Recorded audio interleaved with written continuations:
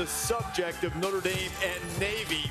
These two meeting at MetLife Stadium in East Rutherford, New Jersey. Just the 11th time that they've met as ranked opponents, and Navy comes in with a high-flying offense piloted by Blake Horvath, 11 touchdown passes and 50 completions. They diversified their offense. DoorDash counting us down to kickoff. We are now inside 2 hours before the Irish and the Midshipmen square off. And there is the guy who has turned this offense an absolute overdrive. Now, Notre Dame has dominated the series.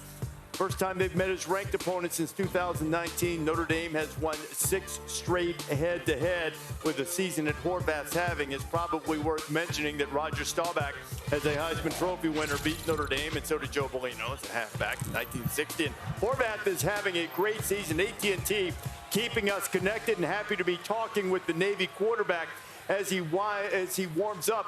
Blake, I understand that you want to pilot choppers at some point in your career, but it's going to be really incumbent on you to pilot this offense against Notre Dame. What kind of confidence have you guys gained since being much more explosive in the passing game in the entire offense? Yeah, I think it started with Coach Cronic coming in this offseason and just installing his vision, and that was huge for us. And he instills the confidence in all of us, honestly, is the biggest thing. And he's a great guy. And we built this program on faith and everything we're about. And like you said, piloting helicopters maybe in the future, but we're worried about Notre Dame today. Well, I'll tell you what, if in the future you're fighting for a country, I'm going to feel safe and sound when I lay my head down at night. So I appreciate the hell out of you, Blake. Let's talk about two Yinzers that are having massive years for that Navy offense, Texa and Heidenreich. Can you explain their explosion this year and how much they mean to this offense that is taking over the conversation offensively around the globe, Blake? Yeah, they bring some power, out there. Got a lot of power. And I call myself an honorary Yinzer. I'm a big Pittsburgh fan my entire life. So, those guys we have more than just them, honestly. Our starting left tackles from Pittsburgh as well. So, Yinzers are really taking over Annapolis, and we're glad they're on our team.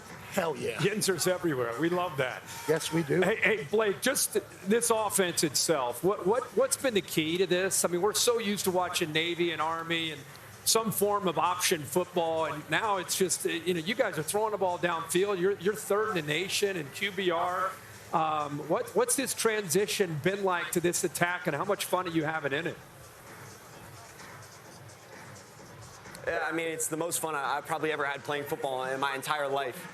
And it's just fun getting everybody involved. In the past, I know when my freshman year, we beat UCF without completing a pass. Right. And long gone are those days, honestly. And I think we're all excited about that. But just the evolution of everything and getting to where we can be a passing offense as well as a running offense has been awesome. Blake, the thing that has impressed me the most about your team is the chemistry, the spirit, the togetherness that this Navy team has played with this year. Having coached there in the past, I have a tremendous amount of respect for the people that make the team what it is. But can you comment on the togetherness you guys have and the spirit that you have as a team this year? Yeah, I think it starts with, everyone views the NIL and the transfer portal as maybe a detriment to us, but I think we view it as a leg up on a lot of other teams.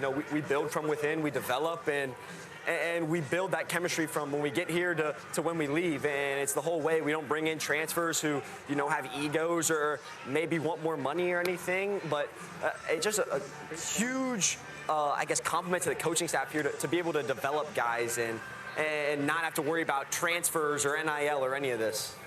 Blake, I heard that you have a sister who once punched you in the face, and after she did that, you were very thankful that she did that to you. Explain that story to us, Blake, please. Yeah, so my sister, first off, shout out Rachel. She's been, not loving that. Every single story about her has been punching me in the face. But yeah, so when I was really young, I was messing around. Accidentally got a toy stuck up my nose. Never told anyone about it. 7 years later, got in a fight with my sister. She rocked me right in the face. Next day, the toy fell out of my nose. So thank you, Rachel, for punching me in the face. You know, just like all brothers out there probably experienced before. Shout out, Rachel. If you become president of our country, Blake, I will be excited. No doubt. Yes. No doubt. Hey, Blake, good luck today punching Notre Dame in the face. Maybe a toy will fall out of their nose. You never know. Blake Horvath joining us. So can't wait to watch Blake and the Midshipmen take on Notre Dame. What a great, charismatic guy. They talk about how everybody on the offense sort of drawn to him. He's always busting chops. I think that's been pretty obvious. But a lot of times, you coached at the Naval Academy. Sometimes those Navy guys are a little high-strung, aren't they? Yeah, they sure are. But I think everybody should have a lot of respect and admiration for what these guys go through from a military standpoint and how that discipline sort of comes through. But one of the things I had to adjust to as a coach there is you would go on the field, and, you know, I was pretty volatile. I was probably in my 20s, so I was getting after guys. And I had a free safety that was really smart but not real instinctive. So one day I'm on this guy. I mean, as hard as you can be on him. And every time I get on him, he says, yes, sir. I get on him again. He says, yes, sir. I say, if you say yes, sir, to me one more time, I'm going to kick you right in the ass. And he says, yes, sir. I was like, Did you kick him in the ass? no. If you had him, a toy might have fallen out of his nose. You never know, right? Hey, those service academy guys, everything they have to do alongside football, and now they're both on. I mean, it's remarkable. really cool. It is. It's team, too. spectacular. Team. You talked about that culture and everything. Like, naturally, in the military, that's going to happen. It's wonderful. They're expecting 70,000 people inside the stadium, but also another 70 outside the stadium. So if my math is correct, 140 fans celebrating the Magic City Classic. Should be a great game. The band director for A&M said it's a Super Bowl as far as the HBCUs are concerned. And it'll kick off 3:30 Eastern Time on ESPNU. And then you have Morgan State and North Carolina Central.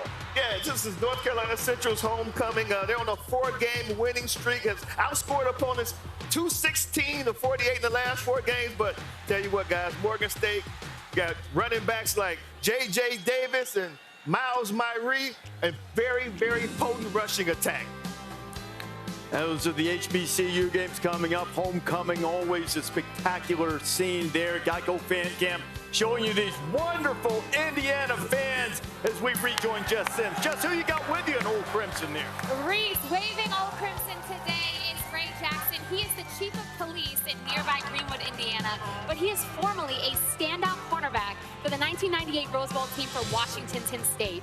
Now, Ray, beyond those connections, you have a family connection today. Your son, Taven, is the starting quarterback for the Hoosiers. How does this divine timing feel for you? This is crazy. It's perfect timing. Taven's worked really hard for it, and we're here to support him. Our family's here, and we believe in him, and he believes in himself. And as a Washington State Cougar, any added meaning, you know, if he happens to get a win over your rival? Yeah, it's UW. I mean, it's UW, Washington State. This is his Apple Cup. He didn't get a chance to go there, so it's a chance for us to represent, wave this flag. You know, it's proud to wave our colors, and so it's, you know, UW is just trash. Well, Reese, the holidays are right around the corner, so just to save your family and for the sake of your next family dinner and holiday, I hope you guys get the dub. Reese, back to you. You know what? This new era of offense that has been quarterback dominated. 20 of the last 24 Heisman Trophy winners were quarterbacks, 7 in the previous 28 years. And you see the way they put up huge touchdown passes. Nick and Kirk are at the DoorDash dashboard to break down how offenses have evolved. Yeah, that's a great word, evolved. You know, when I was playing, and Coach, when you were playing, you might get one play as a quarterback. Maybe you could go left or right. And then for fans that like to learn, this is a great opportunity to go get your friend, your wife, your mom, whoever. It's a great opportunity to learn college football from Nick Saban. One of the things is now advantage throws, or you hear them called RPOs. Coach is going to talk about 4 of these real quick and just give you an idea of what offenses are doing today. This is Oregon. I think this is one of the hardest plays to coach defensive players to defend. They're really running a power play this way. Both linebackers get drawn over here, but the quarterback's just reading it, and now he's going to throw a smoke out here, which turns into a screen. And for Coach, tell them why these guys are moving, what they're looking at to make them move, which is part of the plan by the offense. The key is the guard. Yeah, so they're reacting to the guard. Against the linebackers over here. So now they have 2 blockers. The center gets out. Runner does a great job. But throwing these perimeter throws that actually fit the running game is really a big thing on offense right now. And for fans, again, remember, this could be a run play, depending on what the quarterback reads, or depending on what he sees, it could be a pass. So the offensive linemen, they're running a run play. Keep that in mind. Well, this right here is the old counter OT that everybody talks about, guard and tackle pulling. So you see the pull, but because they have 4 guys out here, this guy, the quarterback, is reading. If he doesn't come out here and balance this up, they're going to throw the bubble pass out here. If he does come out here, they're going to hand the ball off and run the counter. Right. So they got numbers either way on the defense, and this is why I think offenses are scoring so many points now, because they've tied these run-pass options together. Right, and look, you already have 2. Now you get a third. You got 3 guys out here. What an advantage. So, again, option to hand it if the read's right, or just get it out, flip it out to the perimeter. It's an extension of the run game. Exactly right.